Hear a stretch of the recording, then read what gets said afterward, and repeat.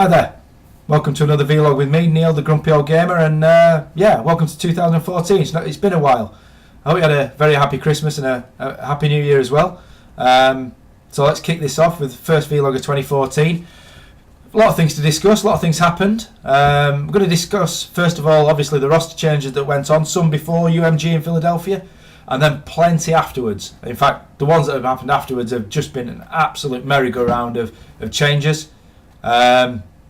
UMG was some interesting matchups there that were affected by the changes before UMG, but since then you've had all the optic changes that have then kicked off into a plethora of other changes throughout esports.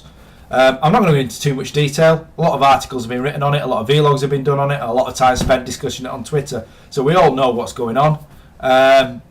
But really, we're getting back to that word of stability that has been discussed a lot in the past, and it certainly comes to the fore recently.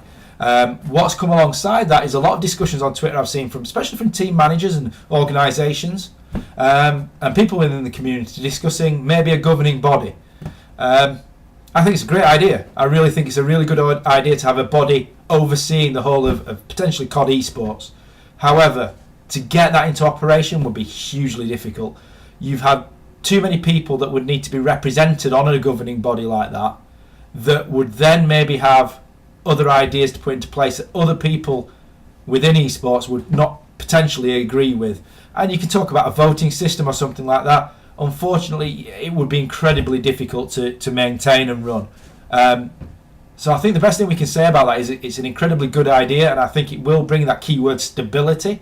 However, to gain that stability would be incredibly difficult to set up, and it's a shame. But let's watch this space and see what happens in the meantime. You never know. You might have a group of people that agree to push things forward, and or we can only see. So watch this space on that one. But yeah, interesting topic of discussion that's come up recently. That leads me into a little bit to a sadder note in terms of the news this week that Ollie Sellers brought to us that Prophecy would be shutting down for the time being.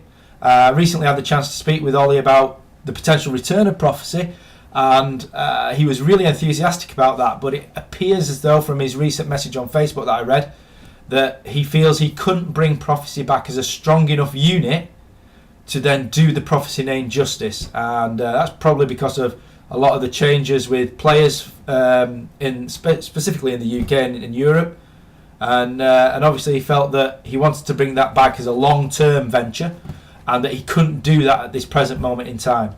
So yeah, really sad to see that fall by the wayside for the time being. Wish Ollie luck in whatever he does now in the short-term future, and hopefully, fingers crossed for them, that Prophecy can come back bigger and stronger in the future, if that's going to be something that Ollie wants to do, and that the scene helps him do that at some point. And good luck, and hope things pan out well for you. Goes on quite nicely because of that to the UK roster changes.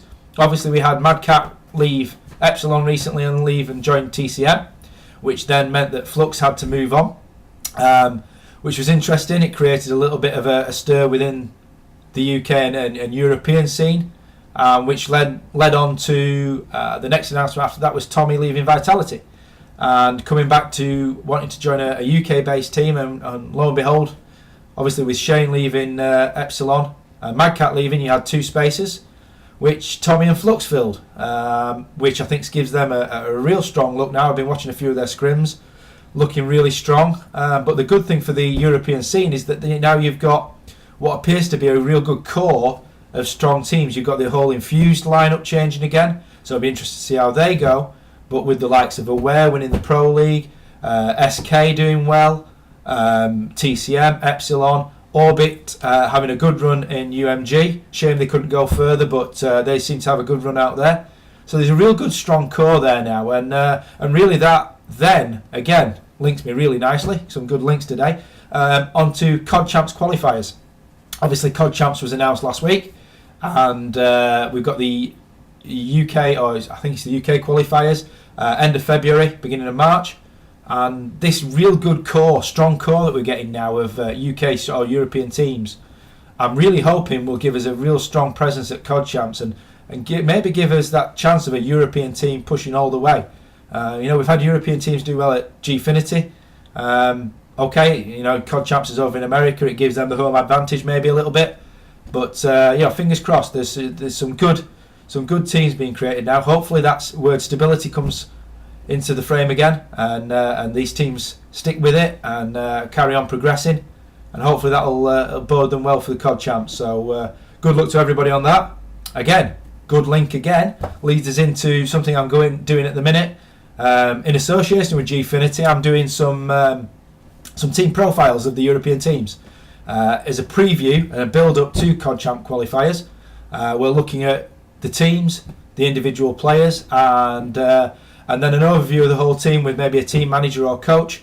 And I've been in touch with quite a few of the teams, starting off mainly with the Pro League teams, but now progressing out with teams like the new Infuse lineup, Tech picking up Wonder recently. So there's going to be hopefully a good amount of these team previews, team profiles, and it's going to be done in association with Gfinity. And looking forward to it. Speaking to a few of the guys, I think we're going to get some good content out of it. So keep an eye out for those. I'll try and keep you informed as to when they're out, and there's hopefully be a good read. Second to last thing, now I've been linked up with a company called Nismotech. Andy at Nismotech approached me after seeing a couple of my reviews and asked if I wanted to get involved with reviewing some stuff for console gaming, PC gaming, and some other bits of tech and gadgetry on the mobile side of things. So I'm linking up with him for that. Hopefully have some content soon. I'm going to put a lot of his details in the description. If you can give him a follow on Twitter, go and sub to the YouTube channel. That's the biggie. That's where all the content's going to appear. So if you can do that, I'd be really appreciative of that. And look out for some interesting content. Got some nice products coming. Hopefully be relevant to a lot of people. And keep a lookout for that, and I'll keep you informed on that coming up soon, because that's going to be a really interesting side of things. So jump on that if you can, and look forward to doing some of that soon. Last thing, bit of fun to finish with. Some of you might have seen from some of my tweets, I've been doing a lot of PC gaming. Now my PC setup is rubbish. I've got a laptop, that's about it. I've got a real bog standard setup in terms of keyboard and mouse. Headset, I'm lucky that I've got my Orb headset from Orb Accessories, which is a real good piece of kit, and I thank Orb for that. It's going really well. Been linking up with a few of the esports community guys, playing a bit of CSGO. Started off really rubbish, but thanks to them, I'm learning quickly and picking up quite nicely. I'm really enjoying it. It's a real good game, and so that's that. So thanks for watching, guys. Hopefully speak to you soon. Follow the links in the description. Give us a like, give us a sub, and speak to you soon. Cheers.